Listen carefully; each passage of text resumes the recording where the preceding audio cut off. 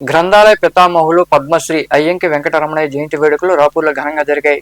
స్థానిక గ్రంథాలయ అధికారి అంజయ్య ఆధ్వర్యంలో వెంకటరమణయ్య చిత్రపటానికి పూలమాల వేసి నివాళులర్పించారు. అనంతరం అంజయ్య మాట్లాడుతూ రాపూరు గ్రంథాలయం శిథిలావస్థలో ఉందని, గ్రంథాలయ అభివృద్ధికి రాపూరు ప్రాంతంలోని దాతలు ముందుకు రావాలని కోరారు.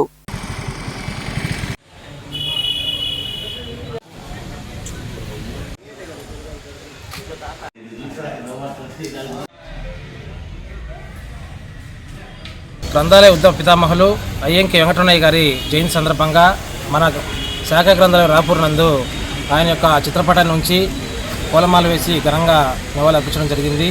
ఈ సందర్భంగా మన రాపూర్ మండల ప్రజలకి అదేవిధంగా దాతలకి మా యొక్క విన్నపం ఏంటంటే, మన గ్రంథాలయం 1989 సంవత్సరంలో ఏర్పాటు చేయడం జరిగింది.